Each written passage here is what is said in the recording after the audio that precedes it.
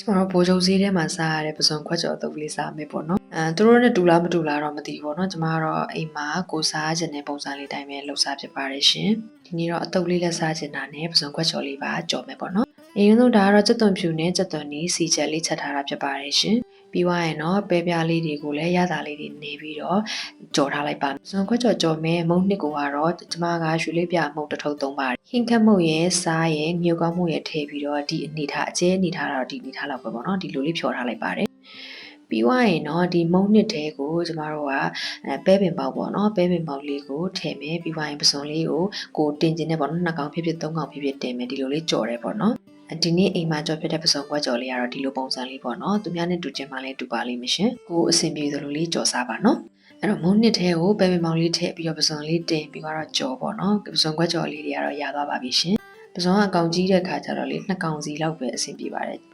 ကဲပေါင်းပစ္စည်းလေးတွေကတော့ရိုးရှင်းတာမို့လို့ကျွန်မတစ်ခုချင်းစီတော့မလုပ်ပြတော့ဘူးပေါ့နော်ခောက်ဆွဲရဲ့ကြာစံရဲ့ပြုတ်ထားတယ်ပြီးတော့ခောက်ဆွဲနဲ့ကြာစံကကျွန်မကပင်းကပြားလေးနဲ့နေထားလိုက်တယ်ကော်ဖီလေးတွေကိုပပလီမယ်ဒါကတော့ homemade အချင်းလေးပါဒီအချင်းဖြော်နည်းလေးကကျွန်မတင်ထားတာရှိပါတယ်အာလူပြုတ်ထားတာလေးကိုလှီးထားမယ်ပြီးတော့ပဲမေပေါင်လေးရင်နှွေးဖြော်ထားတယ်ရင်းခွာရက်တွေကိုကကြီးနဲ့ကြိုက်ထားတယ်ပြီးတော့နန်းနန်းမင်းနဲ့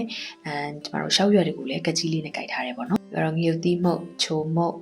ပဲမုတ်ငါပြရေးအားလုံးအဆင်သင့်ပဲပေါ့နော်ကျမတို့နေဖို့အတွက်ပြင်ဆင်ပါတော့မယ်ရှင်။ဥဆုံးကော်ဖီလှီးထားတာရဲ့ပဲပင်ပေါရင်နှွေးဖြောထားတာရဲ့မြင်းခွာရွက်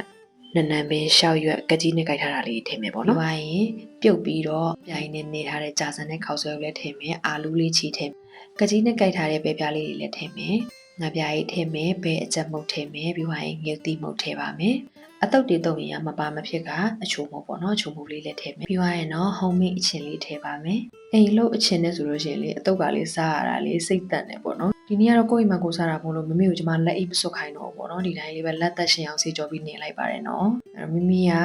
လက်အိပ်စွတ်မစားတတ်တယ်ဆိုလို့ရှိရင်လက်အိပ်လေးစွတ်ပြီးနေစားပါရှင်ကျမကတော့ကိုယ့်အိမ်မှာကိုစားတာဖြစ်တဲ့အတွက်အဆင်ပြေသလိုလေးပဲနေပြီးစားပါတယ်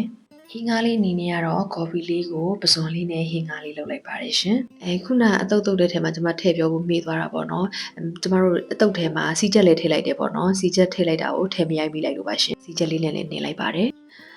သားလေးကတော့တော့ကြာစံမကြိုက်တဲ့ခါကျတော့ခောက်ဆွဲတုပ်လေးပဲစားပါတယ်သူတုပ်ကလေးလည်းစားလို့ကောင်းတယ်ပေါ့နော်ခောက်ဆွဲတုပ်ကလေးကအာလူးလေးနဲ့ပစွန်ခွက်ကြော်လေးနဲ့တော်တော်လေးကိုမိုက်ပါတယ်